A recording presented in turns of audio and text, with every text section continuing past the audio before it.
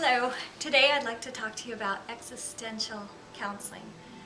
Once again, I want to remind you that many counselors are practicing from a variety of different modalities of counseling. Hey, Chipotle came to say hi. Did you come to say hi? Anyway, so the reason I'm doing this series is because I thought it would be helpful and hopefully demystify some of the fear for people that maybe have hesitations and have never gone to see a counselor. So today, again, we're talking about existential approach to counseling. And the primary focus of this method would be the relationship between counselor and client. And just as you see my dog here and myself, we are having quite the little relationship, aren't we?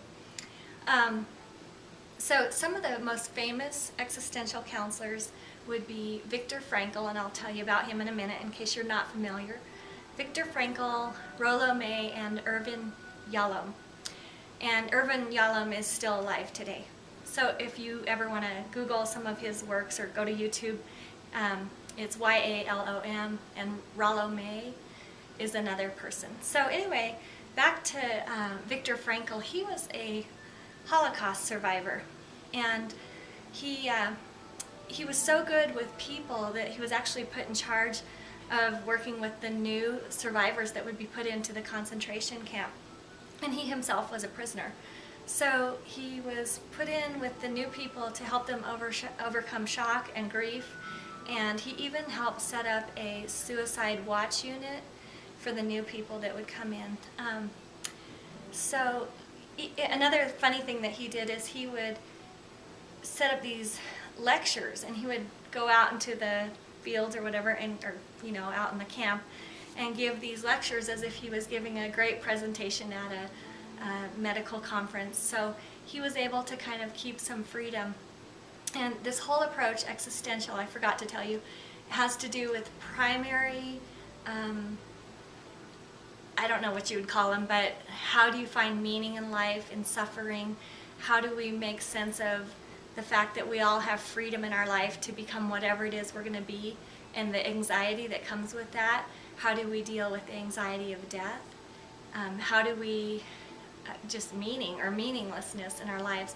I think for Christians, it's probably easier for us because we have God's Word to try to make meaning out of some very chaotic events in our lives.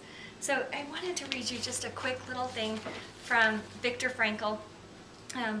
He said one day he was stumbling in the darkness over big stones and through large puddles along the road through the camp. The accompanying guards kept shouting at us and driving us with the butts of their rifles. The man marching next to me whispered suddenly, "If our wives could see us now, I do hope they're better off in their camps and they don't know what is happening to us." And all of a sudden that brought to mind Frankel's wife. And he said, "We stumbled on in the miles, slipping on icy spots, supporting each other, time and time again, dragging one another up and onward, and nothing was said, but we both knew each one of us was thinking about his wife. Occasionally I looked at the sky, where the stars were fading and the pink light of the morning was beginning to spread behind a dark bank of clouds, but my mind clung to my wife's image. I heard her answering me. I saw her smile and her frank and encouraging look.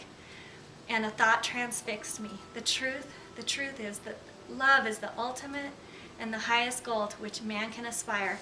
And then I grasped the meaning of the greatest secret that human poetry and human thought and belief have to impart. That is, that the salvation of man is through love and in love.